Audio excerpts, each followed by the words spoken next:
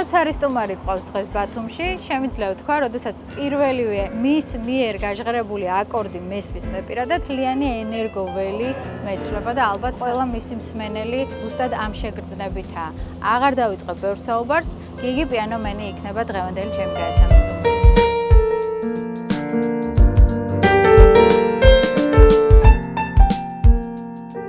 სალამი, ძახარ გალოდინეთ. კარგად, თქვენ? რა მინდი დასვი? აბა, ეგეთი იღბლიანი გადაცემა ეს.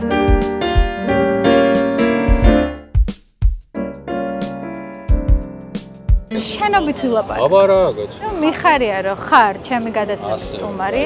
პირველ რიგში ძალიან დიდი მადლობა იმ საოცარი საღამოსთვის, რაც აჩუქე ბათუმს ჩვენს ყავის ფესტივალზე. ბათუმში რაღაცა იშვიათად ხა? არა, საერთოდ არ დამიგე. ეხა იქნება პირველად სოლო კონცერტი სექტემბერში. სად? გონი აპირებენ, აი მე კონსერვატორიას ვეძახი რა. თეატრში გვინდოდა, მაგრამ გონი დაკავებულია.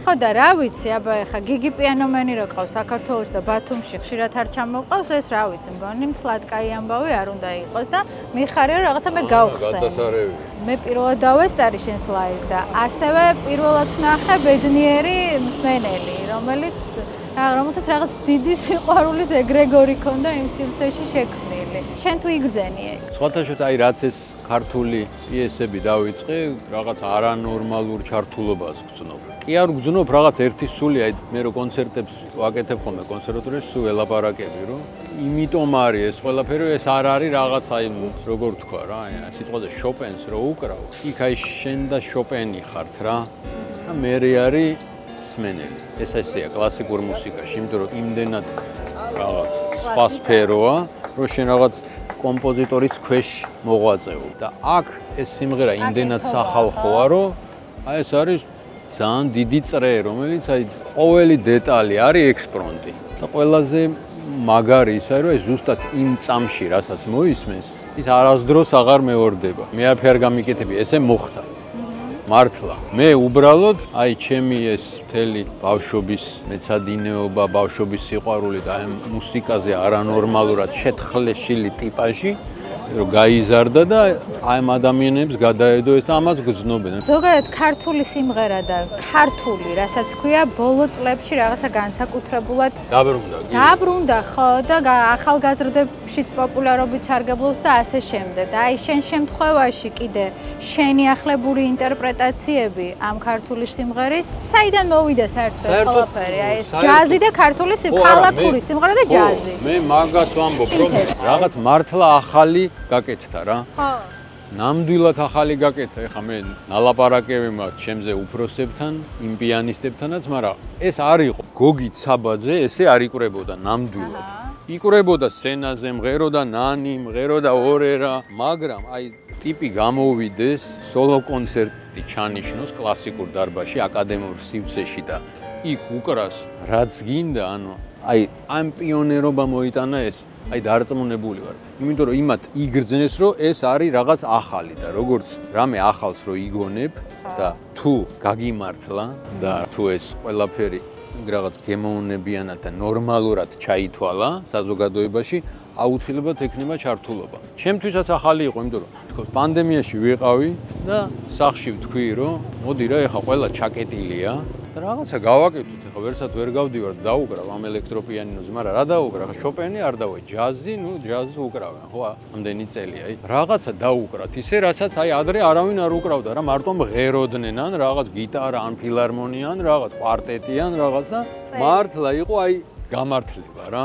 რომ აი მე მომინდა და ეს დაუკარი მახსოვს დავით ორაძის ქარიკლავარხე. ქარიკლავარხე. პროსტა რა, დავჯექი და დაუკარი და მეორე დღეს დაიწყო და ეხლა კონსერვატორიაში მთავრდება.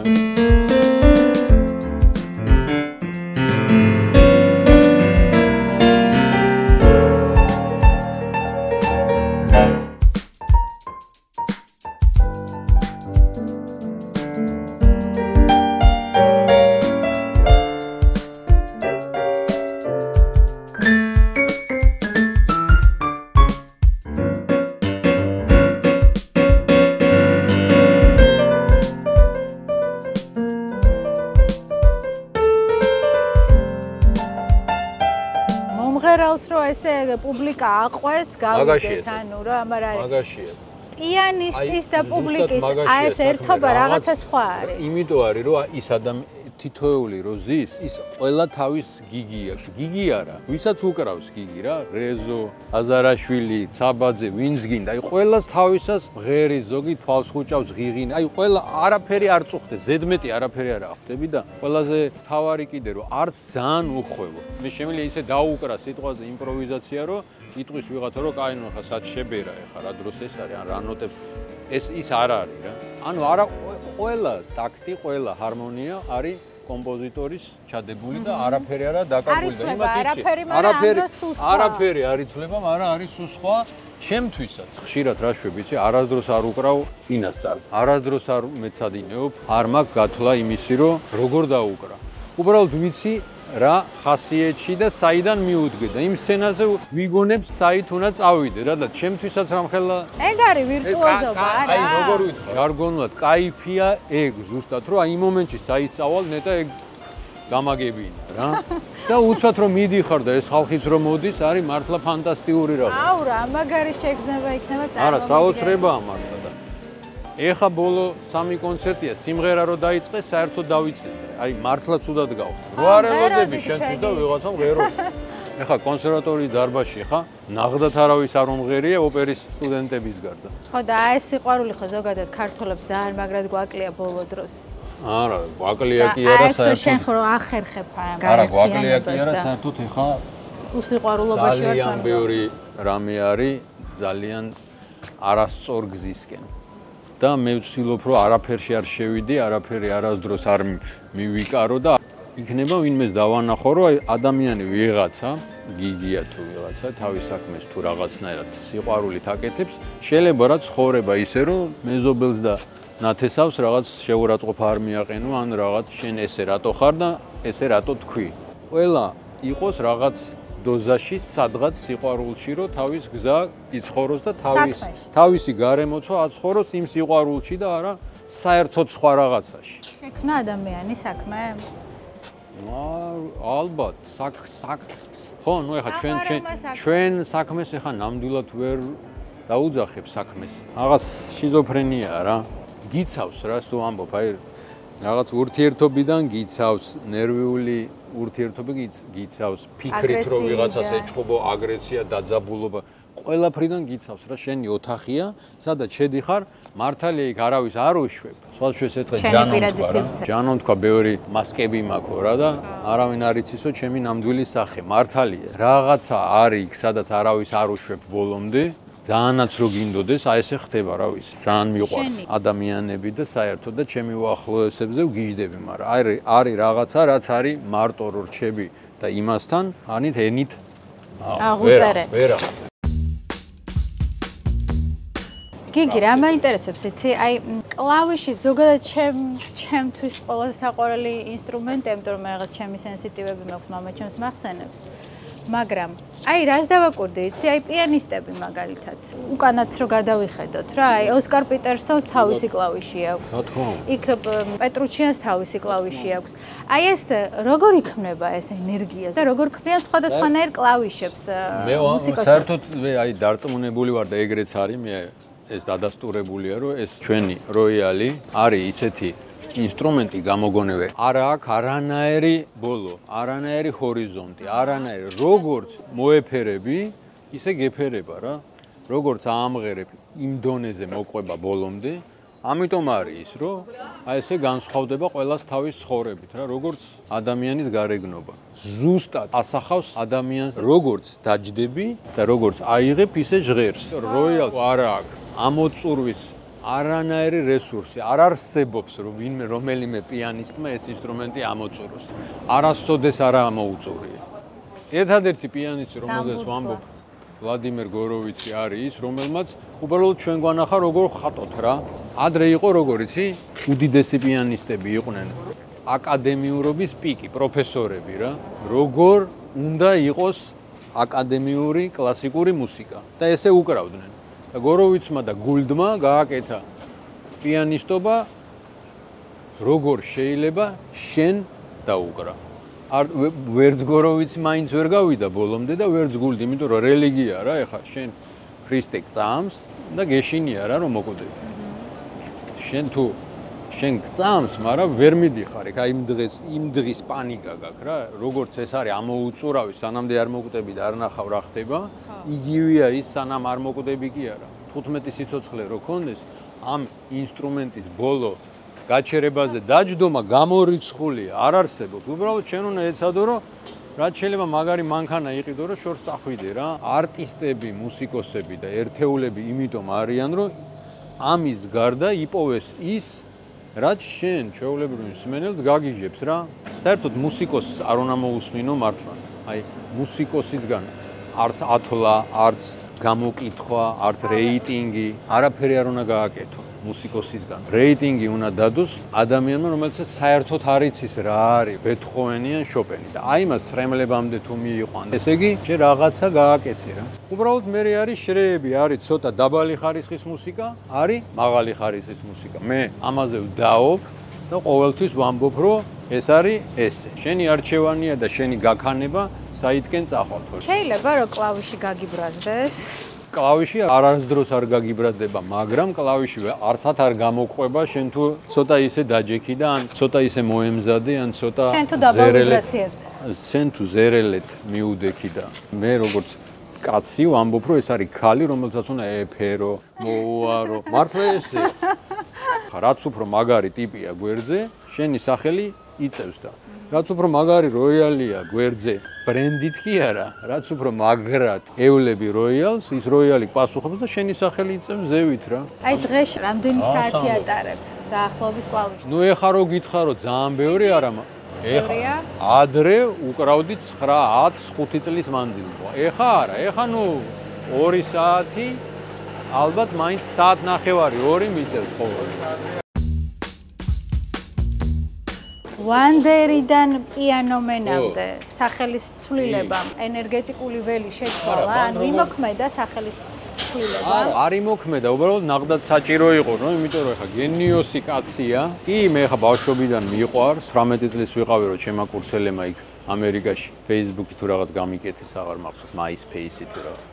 იყავიო ვანდერი ესე რომ გიყვარსო და იმის მერე შერჩად მე რომ გავიცანი და შევხვდი და რაღაც ვეხუტე და მოგვიყევი არა ეგ ცალკე თემა ეგ მართლა ეს მართლა დაუვიწყარი დღეა 22 ივნისი 2008 წლის წარმოიდგინე ჩვეულებრივად მივედი კონცერტზე დავესწარი პირველად ესე არანორმალურივით ვიჯექი ესე ვაფშე გათიშული პირველ რიგში ვაფშე არავის არ გონია რომ ჩემ მე ვიყავი всё მოხვდი და წარმოიდგინე მორჩა კონცერტი და ჩვენთან ერთად ვინც იყო ცოლ-ქმარი ის მეუნება რომ შენო ერთ წუთი არ წახვიდეო შერახანს იმ კოლეჯის სტუდენტი ხარო მე დაველაპარაკებიო იმას დაცვას უკანო და მგონი მაგას აქვს VIP მსმენელის მიღებაო სურათისთვის რა და მე ვთქვი ხა ჩვენ ვიღაცამ ხა $1000 გადაიხადა მე $35 ბილეთით ვარ იქა და მე ვთქვი კაი რა აზრი არ აქვს არა არ არსებობს წამოდიო მოუარე დარბაზი მე 1 საათი გავიდა კონცერტი დამთავრდა და შევედი და იქ ამ კაცმა იმდენად ტვინი ამოუღო ამ დაცვის კაცს როგორ მახსოვს რა გინდა თუ ამის შეუშვი ეს კაციო აფარენსო ვანდერი თვითონაც ვანდერი ტატუიროვკა ხომ აკაგე ой არც ვიცი არა ეს თან სტივიმაც ნახა ეს ხელს უსმევდა თუ გინდა ნახე და უცბად მეუნებიანო კაი ხო ჯანდაბასო შევიდეს და რაღაც სტიკერი მქონდა ეხა შენ ჩარჩოში მაქვს მაიკაზე დამაკრეს და შედიო დაელოდეო რა და ეხა რომ შევედი ოთახია რა ვიცი 30 კვადრატი ხედავ რომ არის ელექტროპიანინო და ერთი 15 კაცი რა რომელიც საერთოდ რა ვანდერი აი რატო არიან იქ რა ხვდები პროსტად ზიანდა მე ხო ჩემთვის ფიქრობ ეხა რას მეუნები აქ უნდა შემოვიდეს კაცი მეთქი ნუ და უცბად გაიღო კარები და დაცვის პირველი ბექ ვოკალი ყავდა კაცი კით ჯონი თავის გოგო აიშა ეს კაცი და დაცვის უფროსი შემოყავთ ესე მოდის მე პროსტა რა დამემართა აი არაფერს არ ვამეტებ აი ზუსტად რა ვქენი იმას გეტყვი ესე ხო ზივარც კამ ესე ხო კარი გააღო და აქ არის ინსტრუმენტი. ეგრევე ხო ავდექი. ამ ტიპს ვეუნები, აიღე მეთქი რა გეხოცები. არა, იმიტომ რომ თეთრი აი საერთოდ ვერ ვაზროვნებ. თან ახლა ამასაკში რო ვიყო ცოტა მოვთოკავდი და ახლა 21-ის ვიყავი რა. დაიჭირე მეთქი ახლა ეს კოდაკის აპარატი დროზე უნდა და გავექანე ამ ტიპთან. ესე ხო შევახტი. ყოცნი აქეთი ტიპები ვაფშე შეიშალენ. ეს დაცვა თან ახლა ის ხო არ არის არა, აი დაცვა მაინც მაკაცები არიან მაგის ბავშვობიდან და ყოცი ტიპი გაგიჟდა, ნუ მარცხენო მეუნებოდა. როგორ არიცოდო შენ ორი პიანისტი დადგებოდი. ცოტა ხანი გავიდა და ეს გოგო გაგიჟდა, ეს აიშა, ის ბექ ვოკალისტი გაგიჟდა და ამ აიშას ვეუნები რომ ეხა მეთქი პიანინოზე მე რო არ დაუკრა მამას. მოიცა აიშა ქვია სტივანდერის შვილს. ხო, გოგოს. ეგეთ ბექ ვოკალშია. ეხა მე ისე არსად არ მივდივარ რო არ დაგიკრათ მე.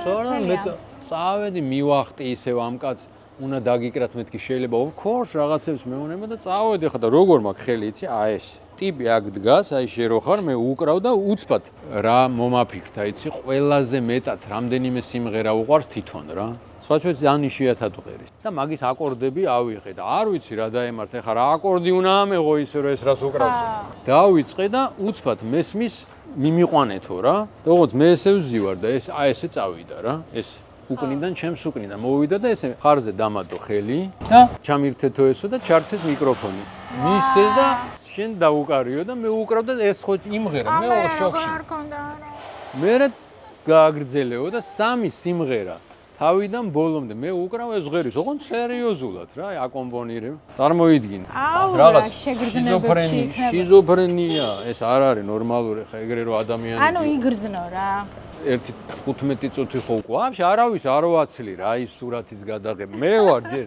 8 წუთია ვლაპარაკო ღერი ვარ ტას მიკრავენ ამას ყოცნი მე სურათი გადამიღეს და მე გავიყვანე მე ბექ ვოკალები და შვილი და დავიწყე როგორ მიყვარს мама და გოგომ თქვა ეს მართლა ვერ არისო საწვავი მე ტატუ აჩვენე მოდია კაი ის ვერ ხედავს მოდია გვეონები ამ კიტ ჯონს მოკიდე და ეგეთი რამე ჩემ ცხოვრებაში არ მინახიაო თეთრი white მეუნებოდა და ტატუ სტივის გიგი შავკანიანს მაინც მეტი პრივილეგია აქვს ჯაზურ მუსიკაში ვიდრე თეთრი. ნუ ახლა ბილი არა, ეგრე გენიოსებს არა, პრივილეგიას ვერ დავარქვევ. ალბათ უფრო ვოკალში. ჩემი აზრით, იმიტომ რომ იმდენად დიდი მოვლენა არის პეტრუჩიანი, ბილევანსი და ჯარეტი, რომ ეგენი არიან, აი რაღაც რადარებივით, რომ აი მაგას ვერ მათქმევინებ. ეგენი რომ არ ყოფილიყვნენ, ვიტყოდი რომ მარტო მაგათია ჯაზური პიანიზმი, მაგრამ ვოკალი მაგათია, აი ხელს ვაწერ.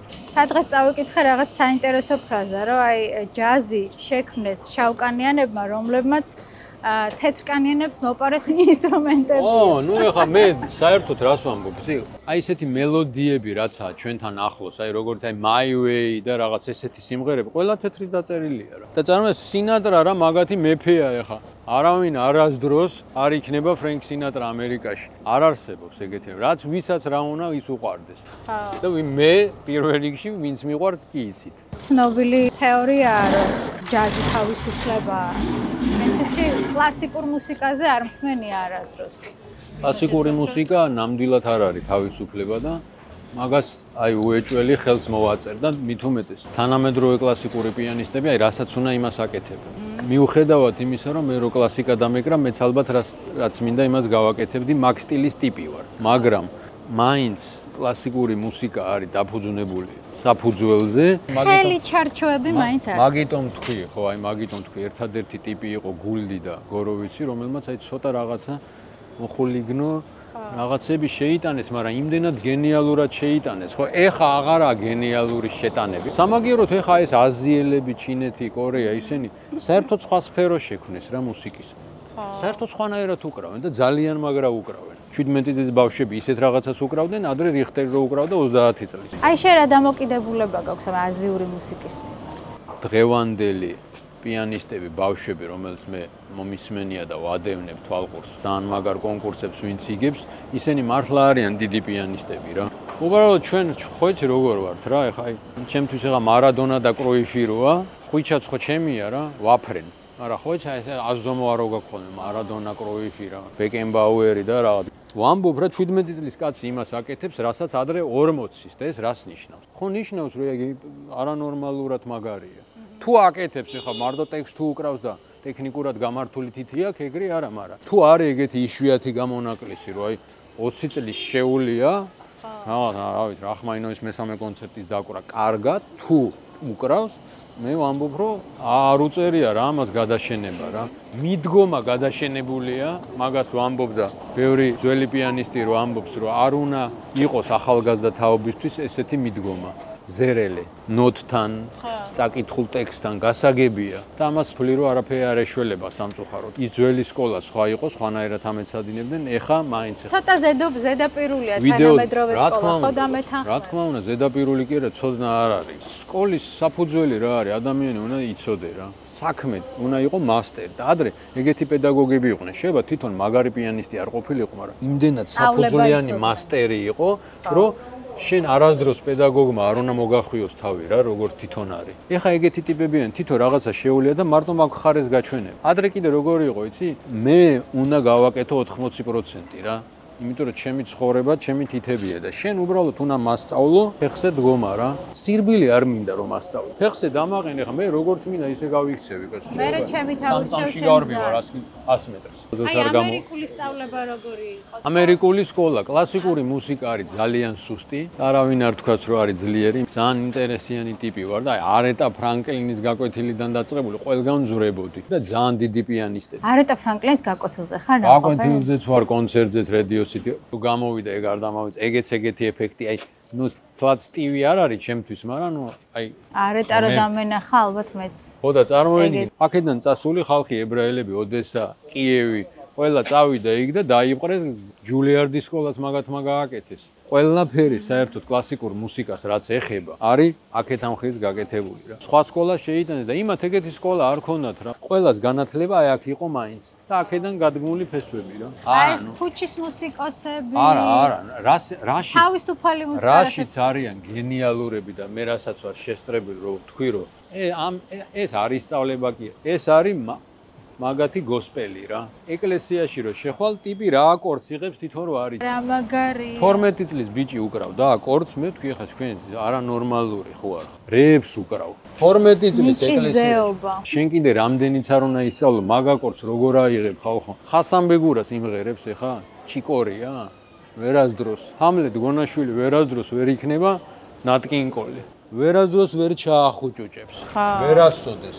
და ჩვენც ვერასდროს ვერ ჩავახუჭუჭებთ იმას თორე ეხა ჩვენ ძალიან კაი არტისტები შენი აზრით 80-იანების შემდეგ რაღაც გაჩერდა შემოქმედებაში თუ ჩემი სუბიექტური შეხედულებაა ეს შემოქმედება გაჩერდა აუცილებლად იმიტომ რომ ეს სიტყვა თვითონ შემოქმედება ძალიან მასშტაბურ ტიპს ეკუთვნის რა მარტო რა ანუ რატო აღარ ყოფნის ადამიანს რესურსი რომ კიდე რამე ახალი გენიალური იმიტომ რომ ნევროტული სიტუაციაა რა ჩემი ფავორიტი კლასიკური პიანისტი გულდი რა შიზოფრენიკი მოდი ვთქვათ, რომ ეს არ იყო ნორმალური კაცი. 27 წლის ასაკში თქვა, რომ სცენაზე ვაფშე არ დაუკრავ, იმიტომ რომ ხალხი ნერვოსთვის და არ ესმით. ეგ ერთი, მერე პიესას ისე ვერ უკრავ, როგორც მე ვიცი, და ამიტომ ჩავწერ და ისე დავდებ და წავიდა კანადაში, გარეუბანში, მთელი ცხოვრება ცხოვრობდა კანადაში მარტო და წერდა დისკებს და ამბობდა ეს შიზოფრენიკი. ეხანდელი ადამიანი იმდენად 1 საათიანია რა, როგორ ახსნა, აი. რაღაცაში უნდა იყოს სუ და ეხა 15 წუთით რო ხარ რაღაცაში, შემდეგი 15 წუთი მეორე რაღაცაში ხარ რა. თუ გამოვარდი რაღაციდან, არაფერი ბოლომდე არ გამოდის და უინტერესოა რა. რამე ჩქარი დაუკარი რო გეტყვის ადამიანი. დამთავრებული საკითხია. ეგო ძალიან მაგარია, პროსტო ეხა რამე ჩქარი. ო რამე ჩქარი, ო, всё, ესე იგი სიჩქარე მუსიკა ხდები და ამიტომ შენც მე იხე უკან რა. რა დროს ეხა ამას უნდა გადავაკვდე, როცა აგერ შეება 400 ლარს მაძლევს ტიპი და ჩქარა დაუკრავ და 400 ლარი ჯობია, ვიდრე ეხა 3 თვე 0.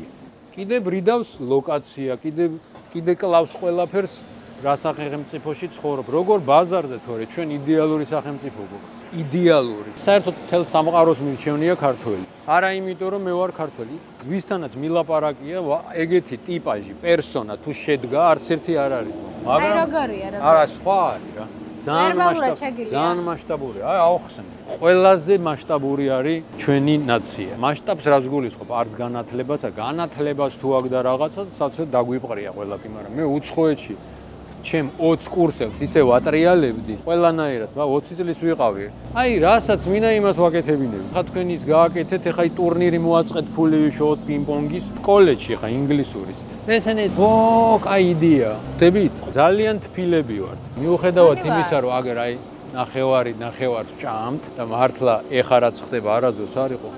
ეხა ვიღაცა იტყვის, რომ ჩვენ რა ჩემი ფეხები ხართ, ხო?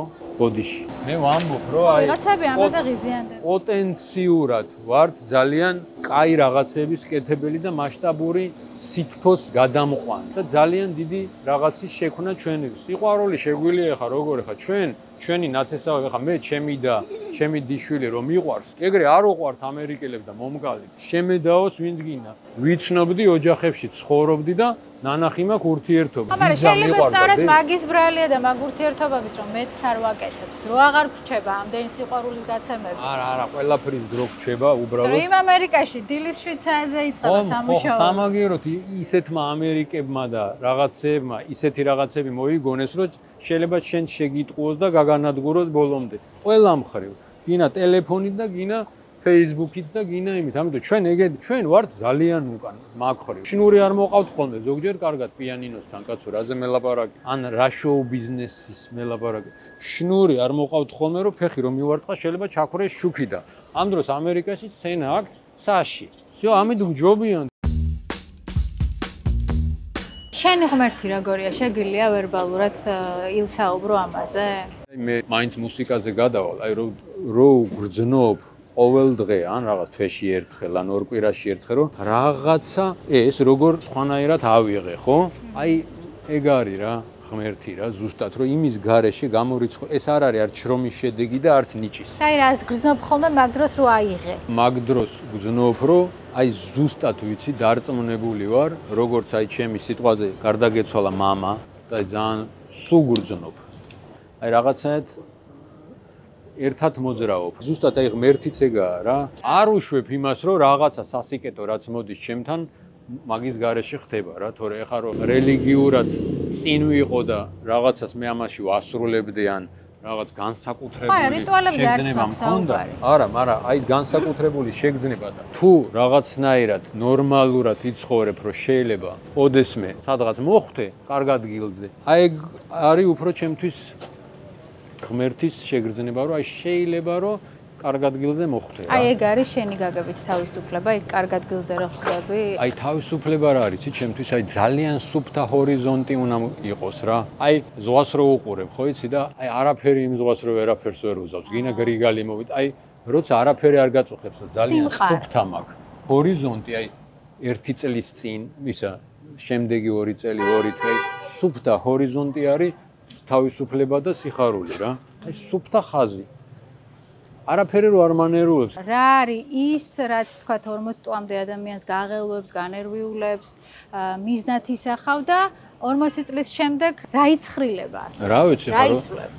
არ ვიცი, სხვათა შორის ძალიან რთული კითხვაა, იმიტომ რომ ჩემ შემთხვევაში მაგალითად რაღაცები აღარ მაღელვებს, რაც თქვა 10 წლის წინ მაღელვებდა. არ ამგონია რამე შემეცვალოს, შეიძლება ნუ ვერ გავიარო რა, რა წელი აქ ტკივდეს რაღაც კენჭმა გაგიაროს თირკმელში ასაკის გამო რა, რაც უფრო გაიზდები, თორე არა ის შინაგანი რაღაცა რაც მქონდა, აი მახსოვს ზუსტად რა.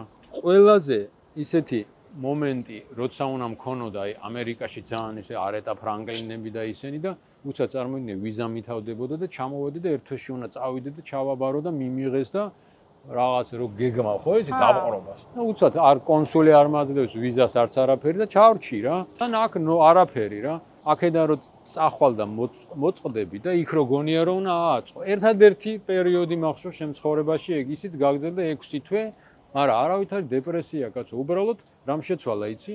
არ უკრავდი 3 და 4 საათს, სულ ქუჩაში ვიყავი. უსაქმური პერიოდი მახსოვს და არა დეპრესიული, უსაქმური რა რაღაც. იმ მომენტში იყო სხვათა. რომელ ასაკში? ой, ამერიკიდან რო ჩამოვედი. იმიტომ რომ შენ რატო ჩამოხვედი? აი მაგითო რა, ვიზა უნდა გამეგზელებინა და ფილადელფიაში გადავდიოდი. აღარ გამოვიდა. 5 არ ჩამირთყეს, იმის მერე 4 წელი არ მაძლევდნენ. ეხა მომცეს 4 წლის წინ. ჩემთვის უთქვავთ რა, ეხა ამდენი გააკეთ, ბიჭებსაც უთქვავთ, სხვათა შორის, აი ბიჭებს, რომელიც საერთოდ შეხება არ ქონა მუსიკა. იგი ეხა შენ სხვა ტიპი ხარ, სხვა რაღაცაები იცი. აქ რა გინდა? ან ჩვენთან ერთად მეთქი დაიცა ცოტა ხანი და всё ვიწყებ მეთქი და მართლა რა ეს 3-4 თვე იყო გასული და მე თვითონ მივედი კაფეში დამაკურევინეთ მეთქი 10 ლარს ვიღებდი ხელფასს. ვიყავი ბედნიერად მეთქი. ბედნიერი ხარ ახლა? ბედნიერი ვარ, რასაც მე კულისებში განვიცდი. მე იქ რასაც განვიცდი, ესე იგი იმას მე მივახციე რა. რითი არ ვიცი. რომ ისეთ რაღაცას განვიცდე, რომ გამოდიო ამ ხალხს რო ხედავ და მე უკვე რაც ამ ჩემი გოგოსგან რა ინსტრუმენტისგან. რასაც ვიღებ, ბედნიერი ხარ, რა თქმა უნდა და პირველ რიგში ვარ მადლობელი, რომ ამ საქმეს არ ვეძახი, მაგრამ აი ამ მუსიკას ვემსახურები კი არა. აქ რომ მოვხდი, თორე ფეხბურთზეც ვაფრე, სურვად ძალიან კარგად გამომდის და საერთოდ ვარ ის ტიპი, რომ ყველაფერს გავაკეთებდი ლუბოის საკითხში. ბედნიერი ვარ, რომ გავჩდი ალბათ, რავი, პიანისტად რა ეხა. რადონისტა სადამდე მივალ არ ვიცი, მაგრამ აი ბედნიერება ნაღდათ რომ უკრავ როიალს. აპირებ კიდე ამერიკაში წასვლას? ესე საცხოვრებლად არ ვიცი, მაგრამ ემიგრანტებისთვის ტური იქნებოდა ძალიან მაგარი. მაგი რამდენი ხანია მინდა და იმედია როდესმე აი როგორც აი ბათუმელების მადლობელი ვარ და 29-ში სცენიდან კიდევ ვეთქვი, ჩემთვის მთავარი არის მრავალფეროვნება, სხვადასხვა აზრი, სხვადასხვა ყური და ეხა რაც მე ქვეყანაში და რაც უცხო პუბლიკასთან გამოვა არტისტია, მე მარტო არა და ყველა უკეთესია. მაშინ ესე საჯაროდ მივიღებ პირობას, რომ შემდეგ ყავის ფესტივალზეც ჩამოხვალ. აუცილებლად. და ბალახს ძალიან მოუხდა ყავის ფესტივალზე ჩამოვალ და თუ გინდა სადაც გინდა. სადაც უგემრიელესია ეს ყავა. დიდი მადლობა შენ პირადად შენ გადაცემას და რა ვიცი, დიდი მადლობა ამ ქალაქს ეტაპი რო გიდგება რომ ვიღაცას დაინტერესდება, ანუ ეხა შენ, რომ აი ტიპი მაინტერესებს რა სიტყვის, როგორ იტყვის, სხვა კუთხით. ადამიანი, რომელიც ისე უკრავს, როგორც შენ, გამორიცხულია, რომ ის პიროვნულად არ იყოს საინტერესო. ანუ არაკანონზომიერია, არ არის. თუ გავქაჩე, კარგი. ძალიან დიდი მადლობა და სხვა შორის ამ გადაცემას კაი ფეხი აქვს. ხო და დარწმუნებული ვარ, რომ შენ ძალიან ხშირად ჩამოხვალ და მოგიწევენ ჩვენს ქალაქში. აუცილებლად. ვაფრენი აკავრო. არც მეკითხავს შვილი, ცოლი თუ ჯერ არა. ცოლი არ ყოლია. ხო ეჭვიანებდა ცოლი კლავიშს. ვინც არის, ვინც ყოფილან ისინიც ეჭვიანობენ თუ. არა, ცოლი არაა საჭირო. შენ ფეხებზე კიდია ყველა, არ მკიდია, არა რა.